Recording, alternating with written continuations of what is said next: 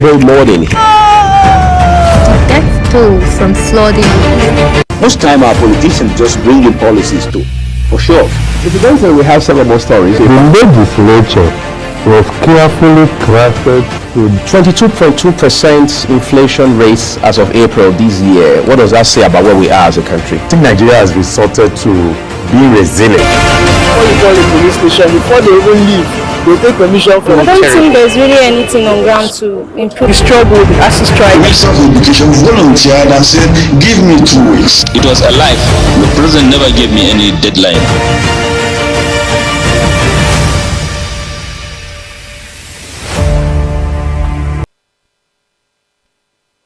Welcome to Global Morning.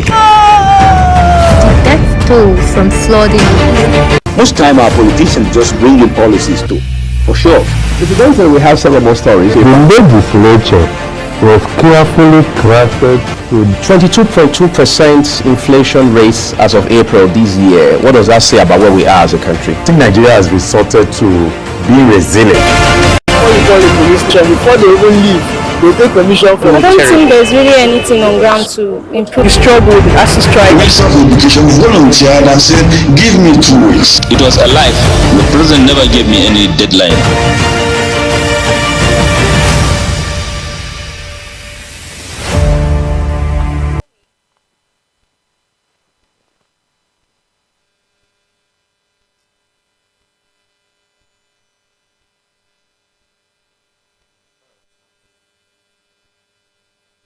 It's a beautiful day.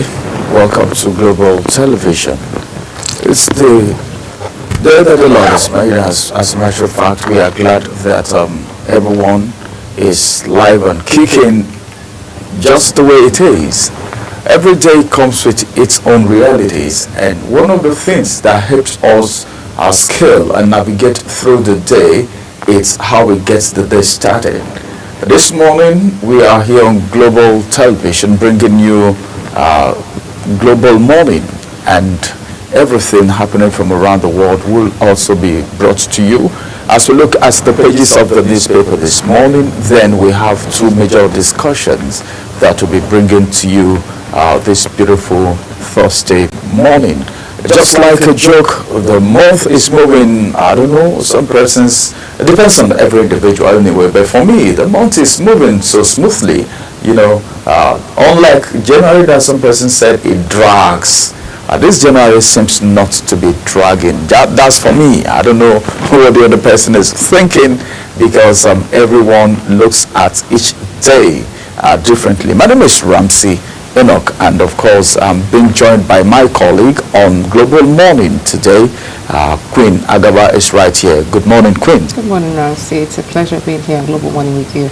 And like you rightly mentioned, I think that the usual phrase or saying that January is 3 months in one, I think this time around it's different, because for me, I feel like the month is far gone compared to how we used to assume and think that, okay, I can't believe we're still in 7th of January, and now this is the 16th day of the month of January, and in 2 weeks we will be talking about another month. So January this time around is really fast, pretty fast, and it's good to know.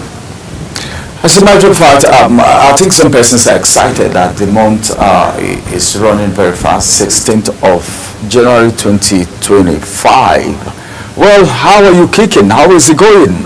Some people are surprised that the price of fuel, we were happy that the price was reducing from NNPC to other filling stations. But as at yesterday, they said the price of barrel increased, and the price of fuel, I don't know, increased in Nigeria too. Pump price increased. And I was wondering, I said, but then we have Dangote Refinery working very well right now.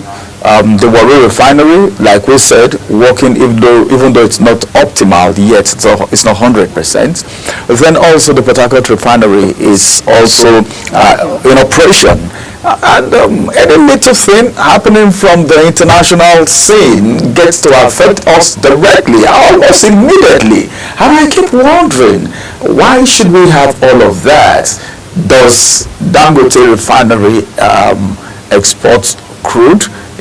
So I don't know why the price of crude at the international market affects us directly and immediately. Well, I think the experts may have more to say, but the average Nigerian is wishing, like we always do, that the price keeps going down. Some person said, well, some drivers, especially commercial drivers, will tell you the reduction is just minimal. We're just talking about 10, 20, 30, 30 naira. So it's small. And I told them, I said, no matter what, the reduction, if it is a reduction, it should reflect all round.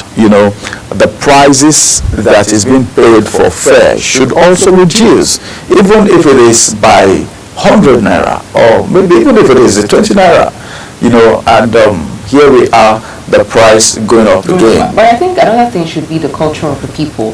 Here in Nigeria, when we have prices, fluctuating prices, where prices go up, situations where the prices of goods and services, particularly fuel and diesel, go up, and when it now comes down or there's a reduction, the reason why we don't see that reflection, all round down to commercial drivers, is because people have had that mentality over time to want to milk or take advantage of the situation. So that's why we have people hoard fuel when it's available. When there's fuel in the market, they hoard it and they keep it so that when fuel becomes scarce, they sell, at exorbitant rates, and just put Nigerians under a lot of stress and a lot of pressure. And so I think it would be nice if we have a culture where there's transparency, and let's just make life easy for Nigerians. The economy is already biting hard, and there are a whole lot of factors that people are, considering, a lot of things making the economy harsh. But we ourselves, we owe that to ourselves. We cannot always, talk about the government this, the government that, regulations this and that, and now there's a reduction. No matter how insignificant you think it is, or minute, no matter how small, whether 15 naira, 30 naira, or, thereabout. I know that when we say 30 naira, in the price of diesel, you could almost tell that, okay, what, difference would he make? But at any slight opportunity where we just make an average profit, make gain, but don't milk out of people, don't take advantage of that's where the problem is, because Nigerians oftentimes take advantage of situations, and they drag money out of people's pockets. I call it drag because by the time you begin to do all of that, increasing the price of products and services, taking advantage of a very little thing happening in the economy, then you are milking the people. So sometimes the problem is not even the government. Sometimes when people say, oh, the president, people in government, I still go back to my thinking room to still think about it. Sometimes the people are even worse than the government, and that's one of the things we should be looking at. I'm talking about the fact that people hoard fuel. The regulatory bodies should do that. You get to some filling station, they tell you they don't have fuel. Some sell as if it's black market. What we're seeing is a filling station, but the modus of operandi of that filling station is that of the black market. That's not the best. So the regulatory bodies should rise to the occasion and make things good and better for Nigerians. Nigerians are very resilient people. The endurance, the patience is so much. But then we should help ourselves. Let's be our brother's keeper. Let's also help the government to help us. That's what it means.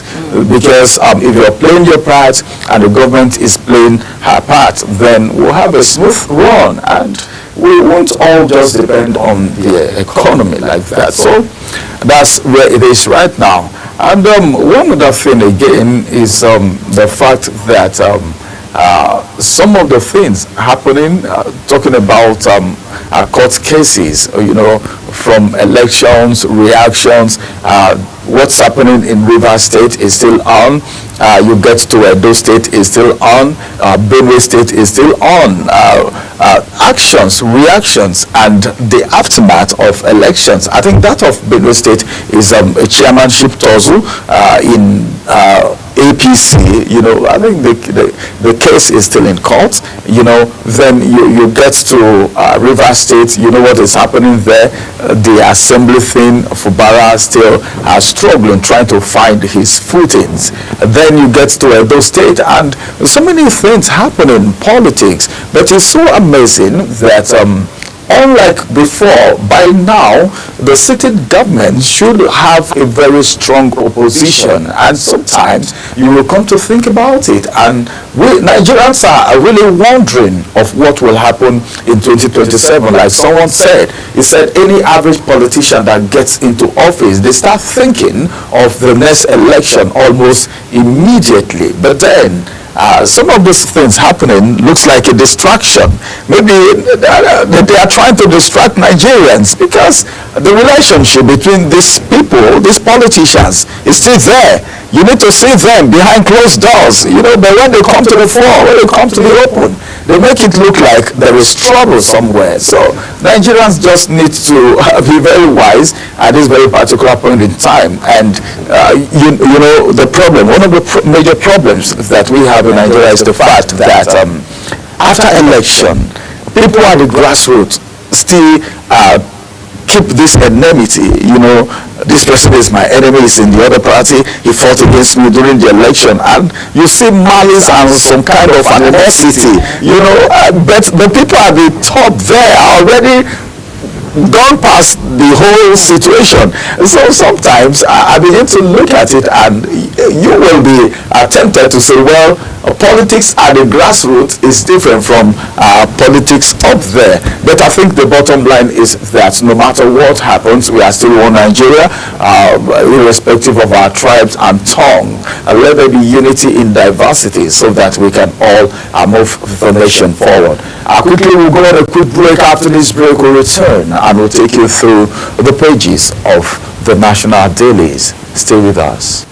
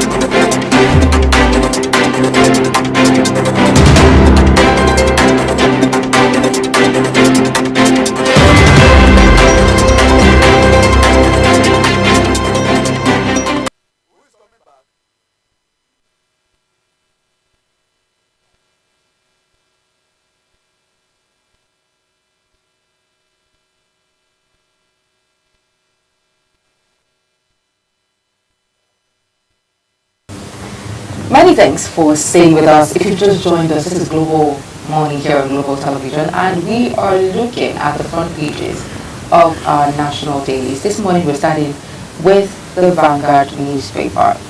And the big story here on the Vanguard newspaper says, why Boko Haram bandits thrive. Ex-generals, commanders allege NGOs, others aiding terrorists. You find that story on page 14 of the Vanguard newspaper.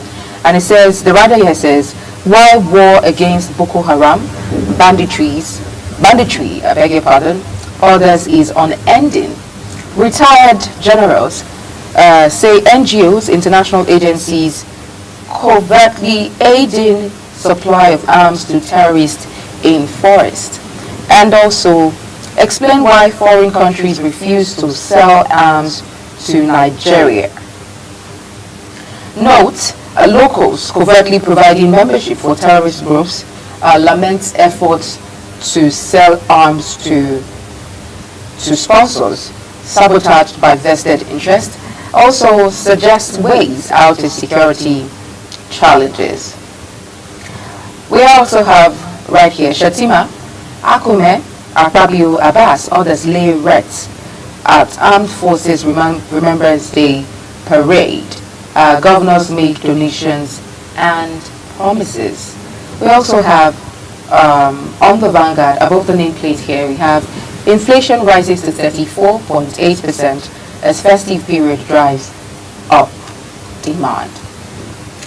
Nigeria meets OPEC quota as output rises to 6.3% to 1,507 million barrels per day. And also APC, PDP trade blames over Edo election tribunal shooting. That story is on page 7 of the Vanguard newspaper. I won't advise federal government on economic hardship.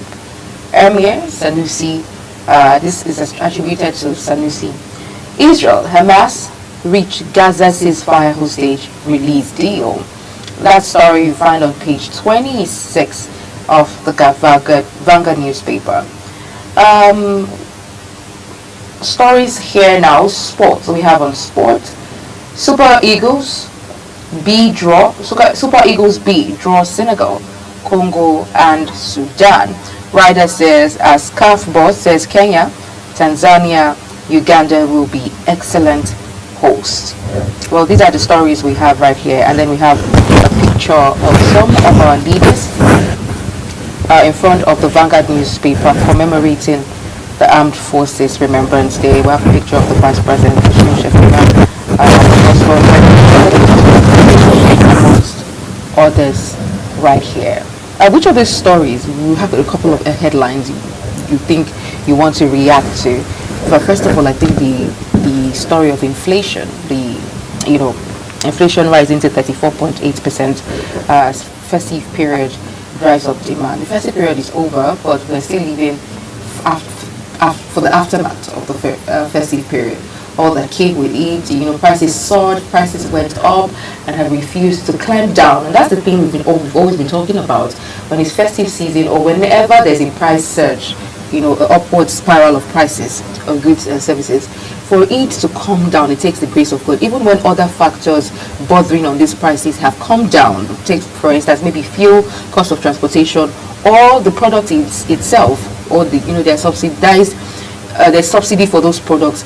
The sellers, the distributors of those products, retailers, is hinged on them, and they decide, that these prices remain as they've been. And so we continue to have case of inflation, and now there's a 34.8% increase in inflation rate right now. Yeah, well, inflation, I think in Nigeria, there've been inflation all the time. You hear about inflation, and the economists will tell you that it's part of the system.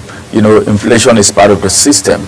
But then, in Nigeria as it is right now, especially after the festive period, and you begin to have all of this, what we are thinking and what Nigerians are looking at right now is, well, no matter what happens, there should be an effort to stabilize the economy, because this inflation, some persons are not even feeling it, but there are people that, as I speak to you right now, they can't even afford a meal because of inflation.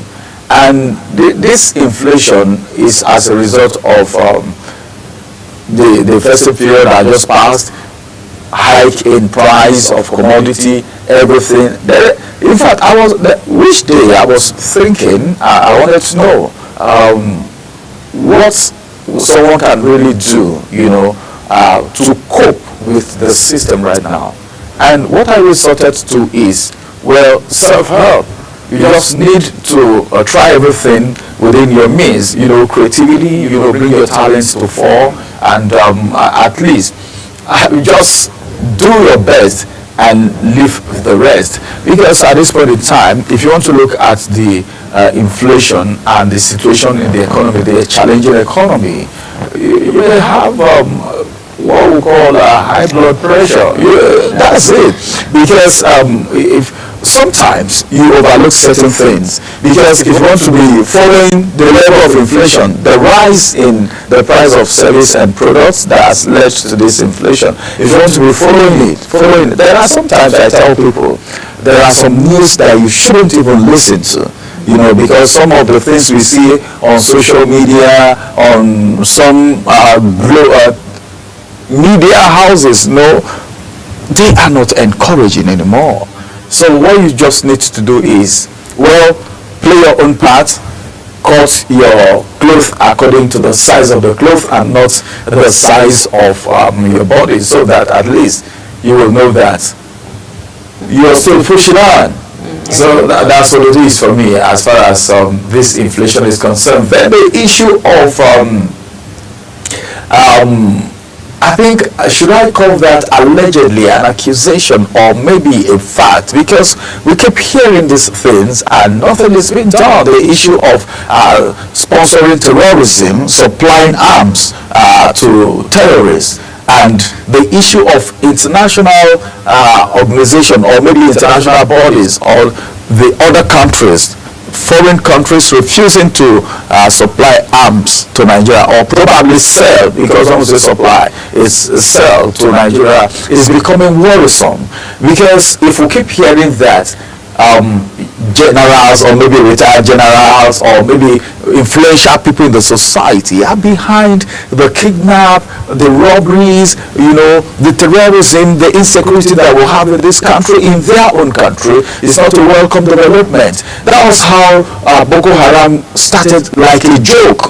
Some people just overlooked it, and well, they just want to destabilize our government, our administration, and everyone was quiet about it. Look at where we are today. So what is very important right now is, if you know who these generals are, whoever they are, because nobody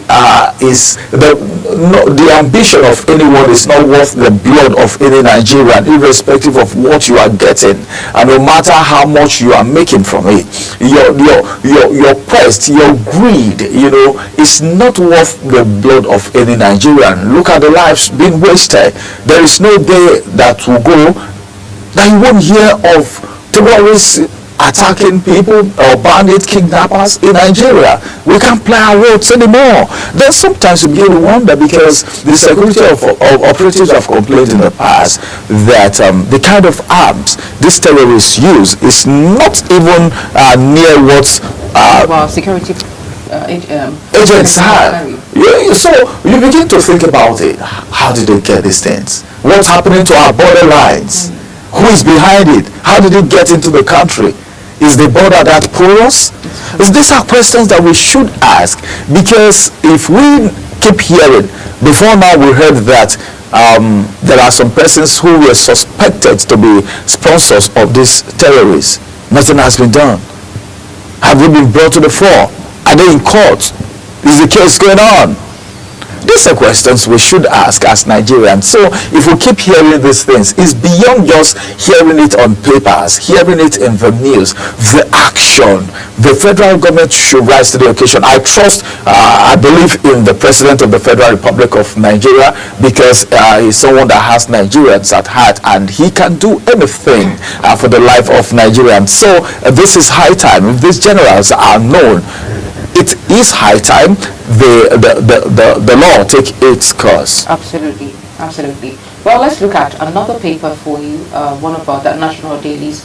That will be the Daily Trust newspaper. And on the front page of the Daily Trust newspaper, big story we have right here says, why I won't help Tinubu, Tinubu government, Emir Sanusi. We saw that in the Vanguard, at the front page of the Vanguard newspaper. Says President lacks credible team and presidency mom. Above, just underneath the nameplate of the Daily Trust, we have Borno farmers killing terrorist ambush soldiers.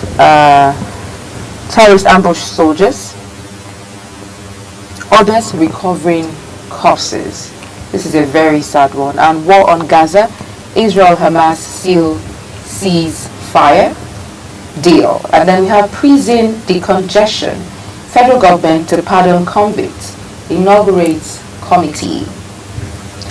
I just want to comment on this decongestion of our prisons, and then the federal government planning a pardon, and is also inaugurating committees to oversee that pardon. I mean, with the rate and the number of criminalities going on, I foresee this, that we're going to have decongestions in our prisons and all of that. And then some of the crimes that are being perpetrated are heinous crimes where we cannot look at a pardon for some of these people. So who are the people that are going to be getting pardons? I want to believe that maybe other trivial cases, there are people who have been in prison whose cases have not even been looked into, who are innocent, who were just unfortunate to have been there, and maybe as a result of the negligence of our officials, the police, and even the court as well, they've remained in prison. Just a few years ago, there was someone who was in prison for I think 10 years or thereabout, because his case was not looked into. He was abandoned, without help and all of that. He didn't go through trial and was innocent of what he was accused of. And I've had similar cases where, someone I know personally now was talking to me about how he went out into his street to get something in the middle of the night, not in the middle of the night, somewhere around 9-10 p.m. This is a working class person, in finance, and when you see him, you know that this is not one of those your regular boys. Went out to the pharmacy to get something, and on his way back, the police just packed all of them on that street, without investigation or questioning any of them. Just packed them, put them in a black Maria, and headed them to the cell. And these people spent a night in that cell. Some people are going to be spending more because they could not pay the bail as at that time of 50,000 for what they knew nothing about, for just moving in the street and doing all of that. It happens. And sometimes these people are thrown behind bars. They say you are stubborn, you don't want to pay money or something like that. And before you know it, somebody is in cell, is in prison, just because he went out to get drugs in the pharmacy. I mean, it's insane. And then we have situations where we've seen cases where people who have committed heinous crimes, have found their way to evade justice. Just like that. Where our energy is supposed to be channeled, we're not channeling our energy where it's supposed to be channeled. We have kidnappers, we have serial killers, we have people who are rapists, who are pedophiles, doing all sorts of things. And in the coming days, with the number of young people who are engaged in fraudulent activities, we're going to be having people, if they're facing trial, there's going to be decongestion of the prisons. And so what we need to start doing is, we don't wait until our prison is decongested. We need to ensure security agencies, parastatals, men, and our government need to be active, needs to be on ground to ensure that there's a reduction in the number of crimes. If it means sensitization, if it means empowerment, if it means going after these people and doing the necessary, whatever it is that is necessary to ensure that our prisons are not decongested and the lives of Nigerians are not at risk. We don't wait until somebody is killed, before we start taking requisite actions. We don't wait until. How about in the central area here? There's a danger zone. A colleague of ours lost 2 MacBook and was threatened and almost stabbed right there. And this is not the first occurrence. This is not the second. We've had cases, several cases. What is being done about it right here in the heart of Abuja? Our security personnel are not supposed to be. There's a den down there on that road where this is their hideout. So what is being done about it? Do we wait until another person is killed? When you talked about our colleague that was robbed, I think just the day before yesterday, and very close to a police checkpoint, and he beckoned at them and they said, "We are at work." So some of these things happen and you begin to wonder why it's happening, because I don't know, but then I think I feel Nigeria is bigger than some of these things that are happening. We have very specialized security agencies, very intelligent security agencies, but we see these things keep happening, and that is forcing some Nigerians to believe that there might be conspiracy somewhere. Because things like... Exactly. Explain to me why there's a checkpoint where I was robbed. See, we're talking about the city center here. Absolutely. And this is not late into the night. Someone leaving the office at that time. 7 p.m. So, and that place is known as a den where these things happens all the time. So with the presence of a checkpoint there, at least it should scare away these unscrupulous elements. But then these things still happens. What are the most of these officers? And the sad thing is, this is not the first of such instances. It's not the second. It's not even the 10th of such instances. Right there, someone was killed a few months back. A young girl was killed, snatched her properties, her belongings, and stabbed her to death right there. And you tell me there's a police checkpoint. Help me make sense. Why would Nigerians think there's no conspiracy? a colleague lost 2 MacBooks. We're talking about 2 MacBooks, threatened, everything in his belongings at about 7 p.m. in the city center. In the city center, in the heart of Abuja, and right beside the police checkpoint. Make it make sense. Is this country a zoo? It is not a zoo. This is a call to action to our police, to the army, to the government, to everybody who is in position of influence to step up. Because it could be you the next minute. You could be on Mufti and this thing happens to you. It could be anybody. It could be your daughter's, your sister. How do you explain to me that this colleague went to the police and they said they're on duty? Right there's a deed. So what's the duty all about? What's the duty all about? What are you doing? What's the duty all about? This is to protect law enforcement. Protect lives and properties, and all those things keep happening. Well, I think sometimes you wouldn't know, but then we need to exonerate ourselves from some things, and our action speaks louder than voice. Sometimes, like they say, so it's not a good one, especially at the city center. The FCT minister is doing so much. We saw recently how some persons who were removing the manhole or on the road were actually arrested. Some of these one chance have been arrested, and so many are still in town. One very amazing thing is the fact that despite the arrest, these people keep increasing by the day. FCT is not a place that these things should be happening. We're not saying the government or the FCT minister and the FCT administration is not doing anything. That's not what we're saying. You're trying your best, but your best needs to be felt by the residents in Abuja, because Abuja is federal capital territory. So the area of security, this is the place, the seat of power. So with these things happening, it will communicate some negativity to Nigerians, which is not the best. We're struggling with the economy, things are hard, then some unscrupulous elements still go ahead, to attack others, innocent Nigerians who are armless, who move armless. This is a country where arm is not approved, but sometimes when you see these boys who disturb with arms, you will be surprised. How do they get it? These vehicles are moving on the road, the so-called one chance, are they not registered? The phones that these kidnappers use to collect ransom, are they not registered? These are questions that Nigerians are asking, and these are urgent questions that demand an answer. Well, I think something needs to be done. The effort is on ground, but more effort is needed and expected from the authorities.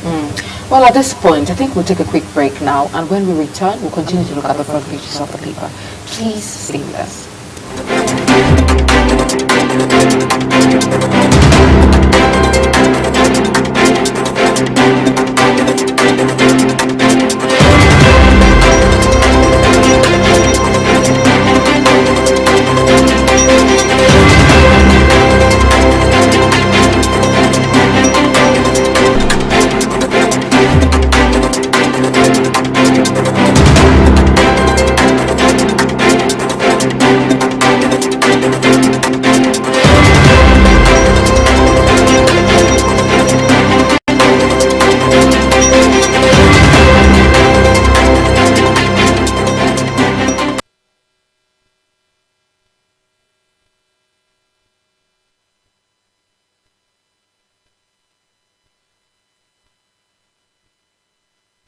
Welcome back. It is still the pages of the national dailies, beginning from the Nigerian News Direct. We've had 2 papers already, so we're not beginning anymore. Just more papers coming your way. Let's quickly look at both of the nameplate. I have this one which says a lingering debt. That's the kicker. MCC to halt USSD services of 9 banks by January 27. So many things happening. I think I will be looking at the financial sector in one of our discussions today. I think there is a reason for that. Both the nameplate, this one has the picture of the president, and this statement is coming from the president. Energy transition from fossil fuel will be inclusive, not total. The editorial tribunal, that's the kicker. Okpebolo calls for caution in interpretation of electoral laws. The problem in Edo State is not over yet. But then, I'll keep saying this. I think after the election, whoever emerges should be allowed to take charge of the state, because sometimes it's not all about the big guns, but all about the people in the state. You know, governance is not as easy as some persons think.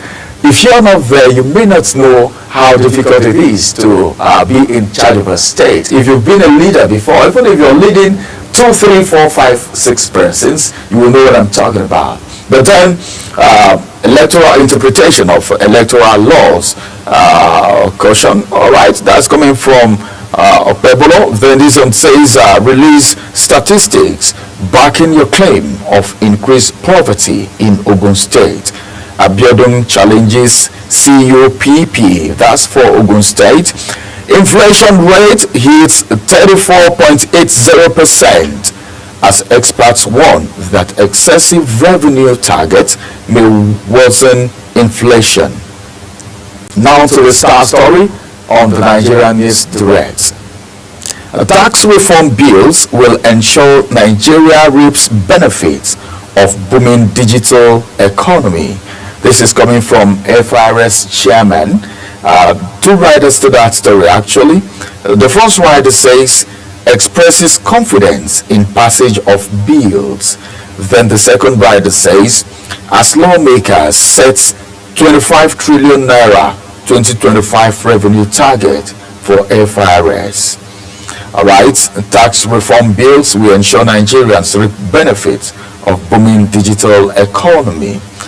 Sometimes you'll be forced to ask questions. Are Nigerians really feeling the impact of the booming digital economy? A digital economy, how much of the digital world, the ICT, has been embraced in Nigeria? One of the things that is actually making a whole lot of waves right now globally is the digital world, the ICT, the tech world. But how much of it is being embraced in Nigeria? Do we have an enabling environment? One thing is sacrosanct, and that's the fact that whatever you do, whether you like it or not, data is a necessity. Data, what did I say, is a necessity. It's not a pleasure, it's a necessity.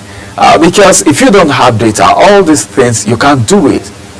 You can see that a lot of people cannot even do remote jobs because one of the major requirements is strong internet service. If you have a very strong internet service, you can do so much. Well, let's keep our fingers crossed. This is coming from FRS chairman. Tax reform bills will ensure Nigerians reap benefit of booming digital economy.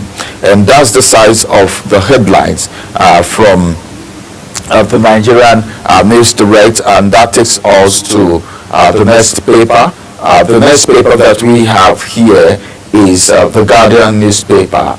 On the Guardian newspaper this morning, I have some stories. Both the nameplate. This one says FBN versus GHL. That's the kicker. Court orders Admiralty Marshal to arrest oil cargoes. Court orders Admiralty Marshal to arrest oil cargo. This one is below the nameplate. Nigeria suffering from mismanagement, says Sanusi. Details of that you can find on page 3. Nigerians suffering from mismanagement. Mismanagement in what aspect? If you want to get the details, pick a copy of the Guardian newspaper this morning. Nigerians suffering from mismanagement of fund, mismanagement of government properties. You know, one of the things that is very common in this part of the world is it's not my own, so after all it belongs to the government. It's a public property, and people go mismanage it, destroy it. You see someone driving a car that needs service, the person will not even report to the authority, the higher ranking, his superiors, his supervisors, that this car needs to be serviced until the engine gets knocked. And because they believe they will give them another one if that one gets knocked. Mismanagement of funds. You see some persons mismanaging funds because they feel it's public property. It belongs to the government, so it doesn't belong to anyone, and people keep mismanaging. People keep misbehaving with public funds and properties. Sometimes it amazes me when people are protesting and they go ahead to destroy facilities. Okay, public facilities, just because it is being put there by the government doesn't mean it belongs to the government. The government put these things there for Nigerians to enjoy as part of the facilities that they need to make life easy. But then, when you see people go destroy it, some persons even remove them and go away with it, stealing them. When you see people stealing high tension, stealing street lights, you begin to wonder. These street lights are meant for Nigerians. The government have put it there. It doesn't belong to the government. It belongs to the public. So don't need mismanaging public fund. Nigeria is suffering today because of mismanagement from all parties, the part of the government officials and on the part of Nigerians as a whole. So we need to rise to the occasion. We need to wake up. We need to have an overhauling of our mentality. Our thinking needs to change, because the funds you're mismanaging, directly or indirectly, it's going to affect that ministry, it's going to affect that parastatal, it's going to affect that office, the running of that office. Whatever that money is being meant for is going to lie dormant there, not being done, or maybe done haphazardly, or maybe done partially, or maybe done roughly, and at the end of the day, the whole thing boils down to the average Nigerians. Well, I think we need to wake up.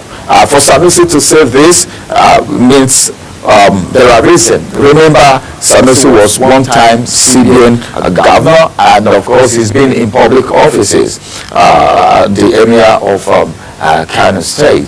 Well, now let's get to other stories right here. Why we resist tax reform bills by NLC. Details on page 3. A lot of things being said by NLC. One of the areas that NLC is so concerned is the area of TED fund, touching TED fund, because there were rumor that the tax bill is going to affect maybe some major sectors, maybe agencies, and as a matter of fact, some commission and some bodies. And one of the bodies that NLC is seriously speaking for is TED Fund, the Tertiary Education Trust Fund. They've been doing so much. Their impact is massive and is being felt by institutions around the world. So institutions in Nigeria, beg your pardon, and of course they've sent people on training. So even if I say around the world, it's not out of place, because internationally they've sent people out for training and all of that. So this morning NLC is saying why they are resisting tax reforms bill. If you want to know the details why they're actually resisting the tax reform bill, pick a copy of the Guardian newspaper and look at page 3. Fagbemi reviews surge in presidential pardon request. Okay, Fagbemi reviews surge in presidential pardon request. The details you can find on page 5 of the Guardian newspaper, and that takes us to the Star story. But before the Star story now, Armed Forces Remembrance Day, that's the kicker. And the story says, war veterans, wives of fallen heroes, lament neglect despite promises. Sometimes, this is pathetic. That's a sad one, because wives of fallen heroes, and even the war veterans themselves.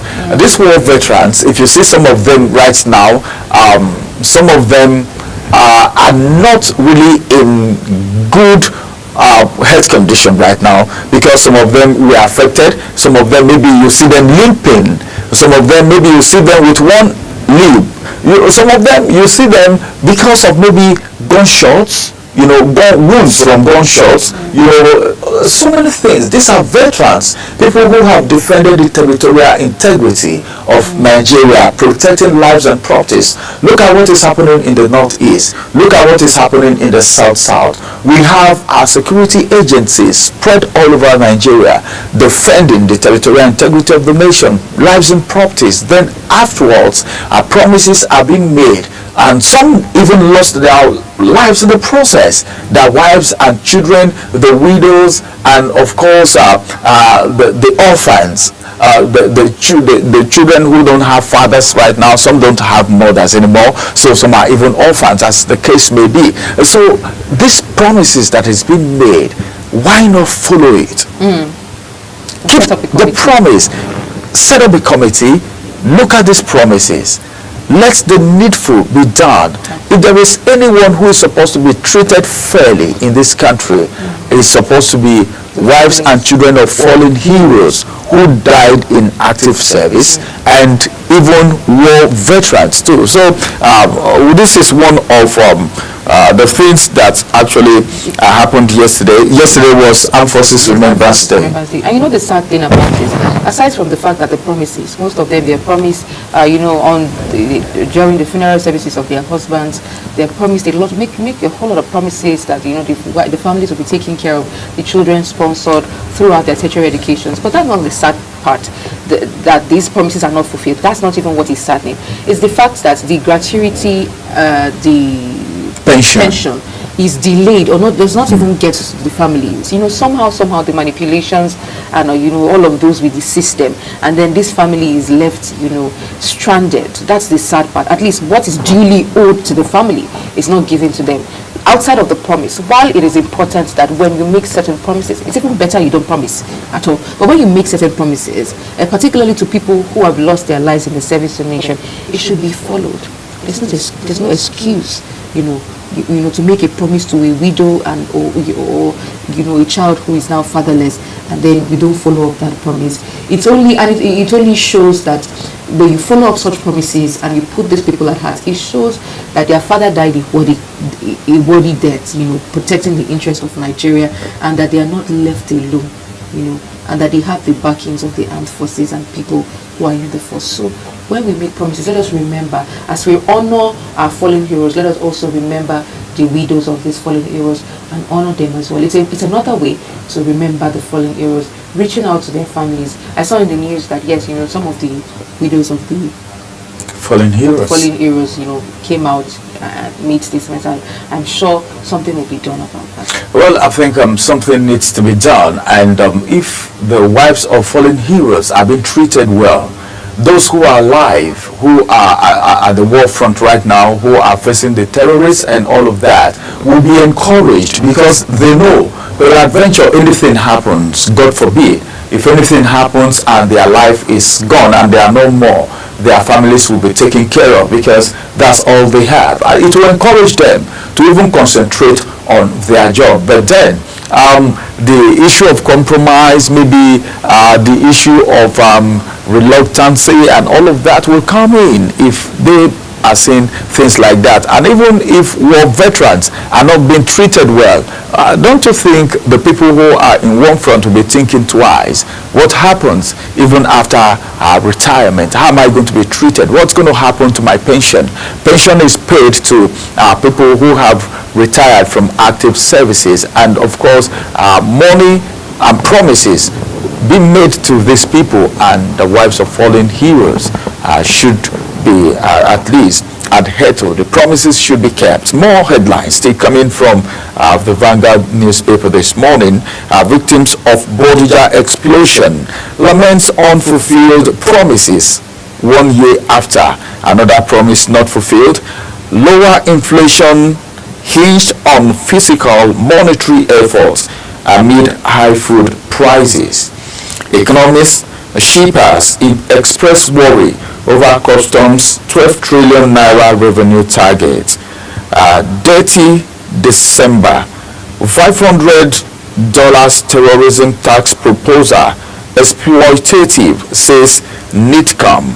I think will be maybe subsequently we'll have someone talk about that. From NITCOM, the federal government to distribute 75,000 naira to 70 million Nigerians. We're hearing of distribution of money again. Money is being distributed. We've heard of this in the past, and of course, we don't know. But then I think it's so important that the formula used in distributing this money should be very strong. But sharing money, giving people fish and teaching them how to fish, which is better. And that's one of the things. What will 70,000 naira even buy in Nigeria right now? A bag of rice? No. A bag of beans? No. How many tubers of yam can you buy with 70,000 naira? And how long will it be able to feed a family of minimum 3? Let me not just talk about 5. You know, this is Nigeria. You know how people give birth in this part of the world. So these are the things we should be looking at. Good initiative, but then I think it can be improved on. We hear these things on paper, but the actual thing, is it really going to be done? The implementation is what we're talking about right here. All right, that's the size of the headlines from the Guardian newspaper this morning.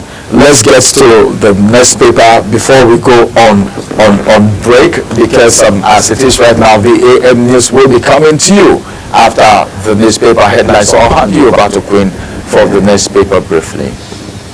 All right, now let's look at the Punch newspaper for you this morning. The Punch, on the front page of the Punch, big story there says 34.8% inflation rate triggers fears of rising prices and hardship. Rather, there says high demand for goods services during youth-child cost inflation, says NBS. And then we have First Bank, I beg your pardon, First Bank of Nigeria secures court order to seize General Hydrocarbons cargo. And then we have just beside the nameplate, retired generals, others worry over fresh terror attacks in Northeast. We have Tinubu governors salute fallen heroes, pledge support for widows. Some of the stories we've seen in other papers. And then Ogun, Mapoli students differ over attack on deputy governor. Dogs kill Nigerian woman in Italy. You find that story on page 5. And lastly, we have Alaafin Owode, reverse appointment in 30 days. Kingmakers tell Makinde. These are the stories we have on the front page of the Punch newspaper. We'll take a break now, after which we'll bring you the Global AM News. And then the conversation continues on national issues, national topics of national interest, right after this break. Please stay with us.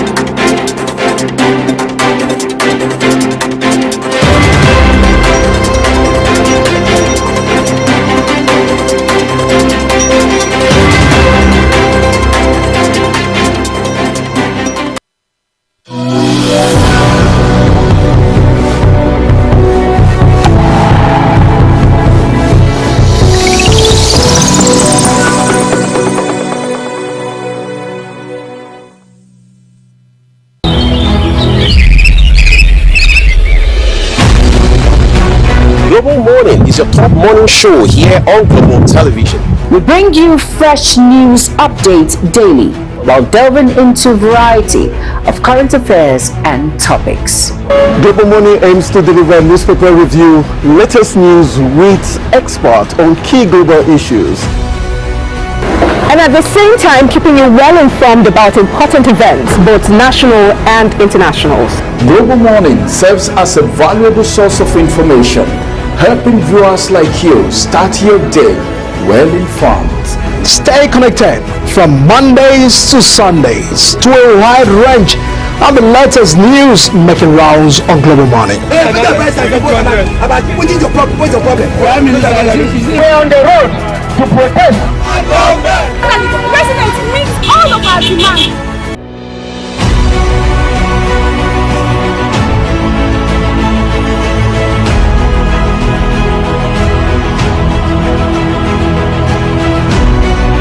This is Global Morning.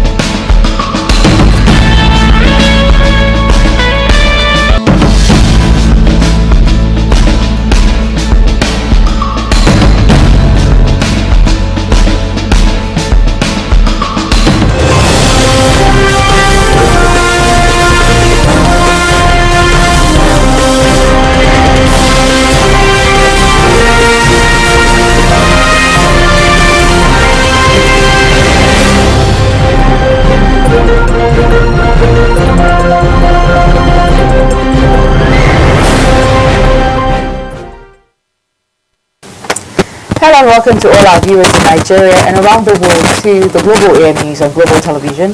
Coming to you live from the nation's capital, Abuja. I am Queen Agaba.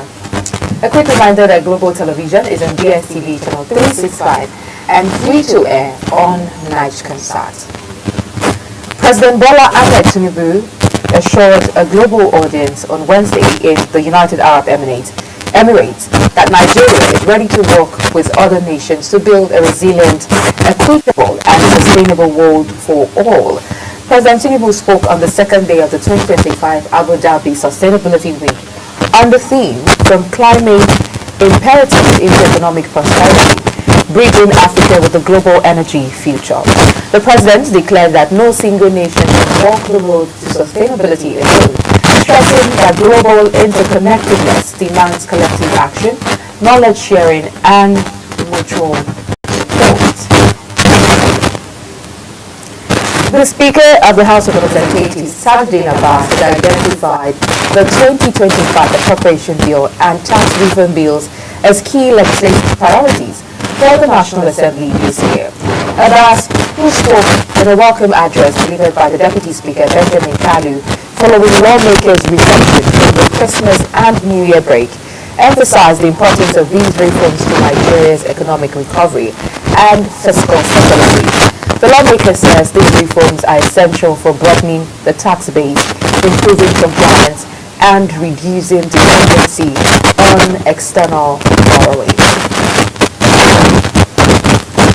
The wife of the Abia State Governor, Priscilla Uti, has reaffirmed her commitment to leading the fight against the stigmatization and discrimination of people living with HIV/AIDS in the state.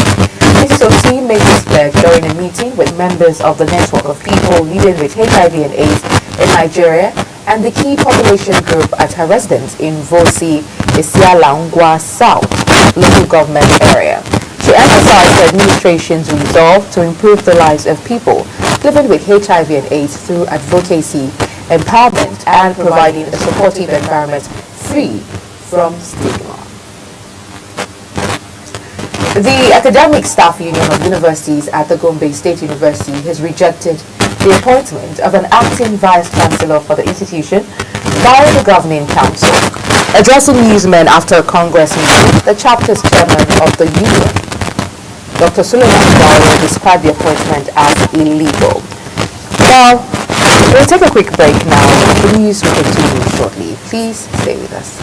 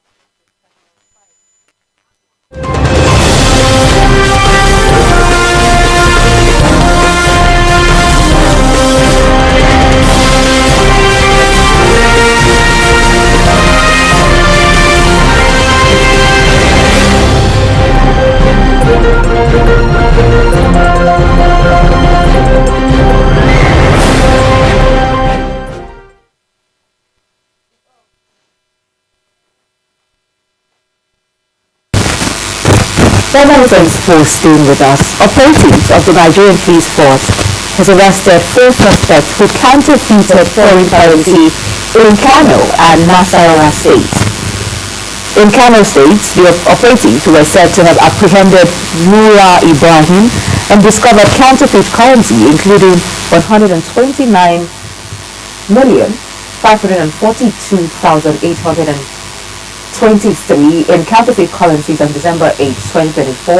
A statement by the spokesperson Muyiwa Adejobi says a breakdown of the recovered fake money included $3,366 in counterfeit US dollar, 61,970 counterfeit CFA francs, and 1,443,000 in counterfeit naira. The Independent Corrupt Practices and Other Related Offences Commission has arraigned the Director of Administration and Supplies at the National Boundary Commission, Aishatu Abdullahi, and the Assistant Chief Accountant, Gazi Rahila, over allegations of forgery and abuse of office. The duo was arraigned before Justice Yusuf Kalilu of the Federal Capital Territory High Court in Maitama, Abuja. In a 5-count charge, ICPC accused the defendants of conspiring to allow the first defendant, Gazi Rahila, to participate in the senior promotion exercise and secure her confirmation for rank of Chief Accountant at the National Boundary Commission, while simultaneously being employed by Galaxy Platform Limited. The Academic Staff Union of Universities expressed concern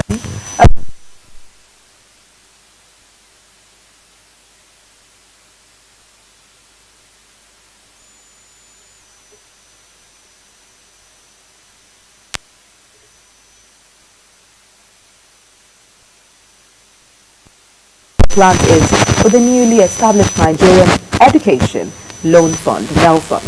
Zonal Coordinator ASU Kano Zone, Comrade Abdul Fadil Mohammed, outlined the position of the union on Wednesday at a news conference held at Bayero University. The Economic and Financial Crimes Commission has denied claims that a suspect under investigation for an alleged 6 billion naira fraud, Jonathan Okumbo, was a witness in the ongoing Edo State Election Tribunal. According to the Commission, the governorship candidate of the People's Democratic Party, Aswe Godalo, had claimed that the suspect was one of his witnesses in the tribunal. In a statement by the EFCC head of media and publicity, Dele Oyewale stated that Okumbo is the suspect in a case of alleged misappropriation of funds involving all 18 local government areas in the state. Abosede Aloba, the mother of the late singer Ireolua, popularly known as Noba, and actor Yomi Fabi, have clashed over the cause of the singer's death. Fabi, at a world press conference held at Radisson Blue in Ikeja, Lagos State, to demand justice for Mohbad, accused the late singer's brother, Adura Aloba, of messaging him on Instagram, claiming to know the root cause of his brother's death. In response, Aloba denied the claim, stating that Adura wouldn't have known the cause of his death and should remain silent. Central head-on collision on the Bataki-Lanle Road in United States has claimed the lives of 8 farmers in a horrific road accident involving a Toyota Corolla and a tanker trailer. The tragedy occurred at about 8 p.m. on Monday as Toyota Corolla, reportedly speeding, attempted to overtake another vehicle but collided with an oncoming tanker heading to Lagos to load fuel. The victims, identified as farmers who had migrated from Niger Zone B to Dasu village in Lavun local government area due to insecurity, were crushed beyond recognition in the crash. You're watching the Global AM News on Global Television, coming to you live from the nation's capital, Abuja. When the AM News returns, National Communications Commission orders telcos to disconnect 9 banks January 27. We'll bring you details of this as well as foreign and sports stories after the break. Please stay with us.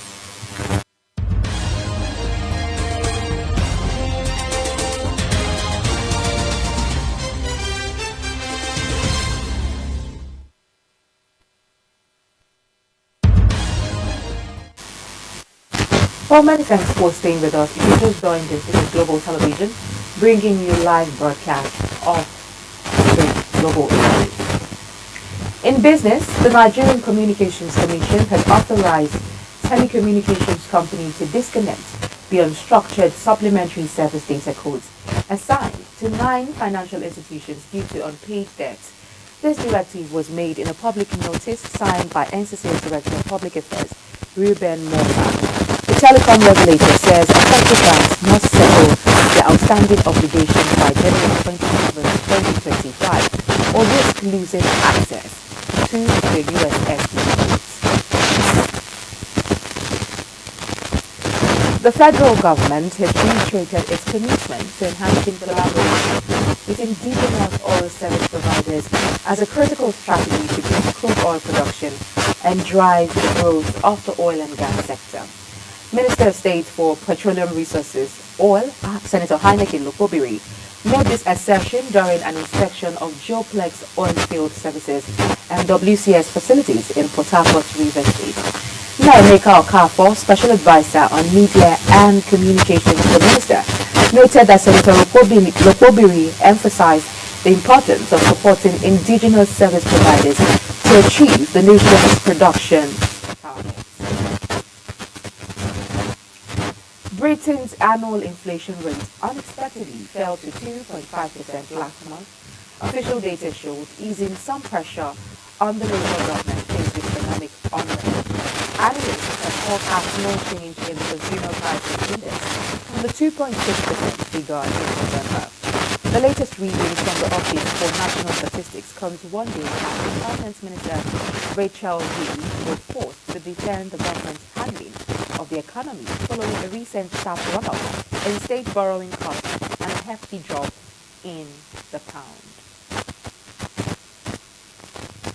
The Secretary General of the Organization of the Petroleum Exporting Countries, OPEC, Haytham Al-Ghais, has called for a re-evaluation of the concept of energy transition, warning that the journey towards transformation in the energy sector could pose major challenges to energy security, availability, and emissions reduction efforts. In an article published by OPEC, Al-Ghais argued that recent years have highlighted the risk of ambitious and unrealistic net zero agendas. Al-Ghais underscored OPEC's view of renewable energy as a cornerstone of the future energy mix, highlighting significant development by member countries to enhance their renewable energy capacities. The federal government has reiterated its commitment to enhancing collaboration with indigenous oil service providers, a critical strategy to boost crude oil production and drive the growth of the oil and gas sector. The Minister of State for Petroleum Resources, Senator Heineken Lokobiri, made this assertion at oil field services and WCS facilities in Port Harcourt. While speaking at the event, the statement noted that Lokobiri emphasized the importance of supporting indigenous service providers to achieve the nation's production target. The Comptroller General of the Nigerian Customs Service, Adewale Adeniyi, says the service collected 6.1 trillion naira in revenue in 2024. Adeniyi made the disclosure in Abuja during a press briefing on its 2024 performance. The Comptroller General noted that the figure represents an increase of 2.9 trillion naira or 90.4% compared to the 3.2 trillion naira recorded in 2023. On the foreign issue, Hamas has approved a draft bill for a ceasefire in Gaza, with Israel's cabinet debating the conditions. A truce, if agreed, will put an end to over a year of war in the Gaza Strip. Israel's cabinet will approve a ceasefire deal despite opposition from senior ministers, according to the latest statement from Israeli officials. Yoon Suk-yeol has become South Korea's first sitting president to be arrested after investigators scaled barricades and cut through barbed wire to take him into custody. Yoon, 64, is being investigated on charges of insurrection for a failed martial law order on 3rd December that plunged the country into turmoil. He has also been impeached by Parliament and suspended, but will only be removed from office if the Constitutional Court approves the impeachment. Winds that have fanned wildfires in the U.S. city of Los Angeles are again expected to pick up in the early hours of Wednesday after a 24th death in a huge week-long outbreak was confirmed. Forecasters have again identified an area of extreme fire danger, emphasizing the risk level in the region to the northwest of the city center. The anticipated increase in wind speeds threatens to further fan the remaining 4 blazes, which firefighters have made further progress in tackling during a few days of calmer conditions. Retired actress Delise Curry, known for her roles in films such as The Blues Brothers and Lady Sings The Blues, among others, has died in the ongoing Los Angeles wildfire report. We'll take a quick break now. The news continues shortly. Please stay with us.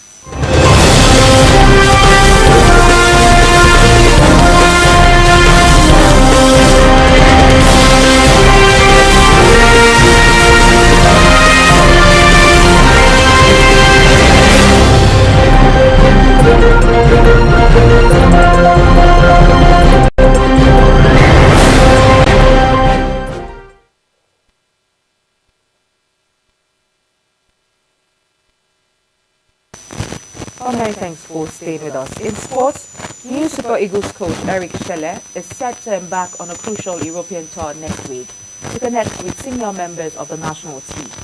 The Nigeria Football Federation (NFF) says before heading to Europe, Schelle will spend time observing the home-based Super Eagles squad as they prepare for the upcoming 2024 African Nations Championship, otherwise known as CHAN.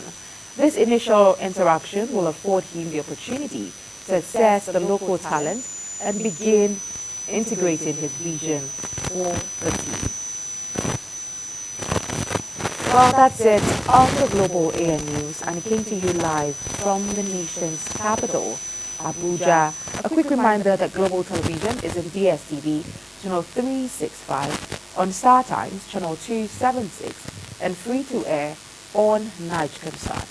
Kindly follow us across all social media platforms using @GlobalTVNG and other handles now showing on your screen. I am Queen Agabat. Thank you for watching. Please stay with us. Global Morning continues.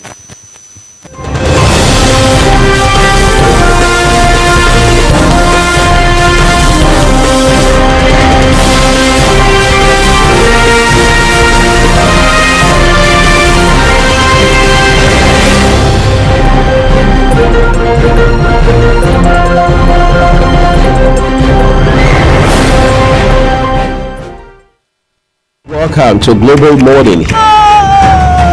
Death toll from flooding. Most time our politicians just bring you policies too, for sure. If you don't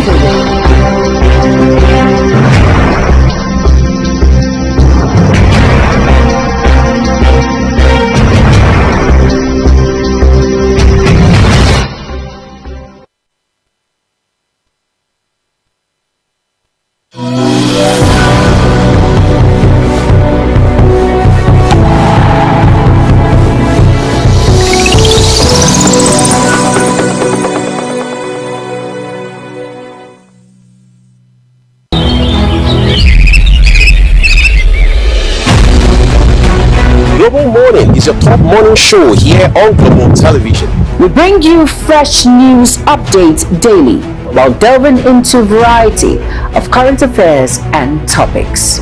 Global Morning aims to deliver newspaper review, latest news with experts on key global issues, and at the same time keeping you well informed about important events, both national and international. Global Morning serves as a valuable source of information, helping viewers like you start your day well informed. Stay connected from Mondays to Sundays to a wide range of the latest news making rounds on Global Morning. What's your problem? We're on the road to protest. The president meets all of our demands.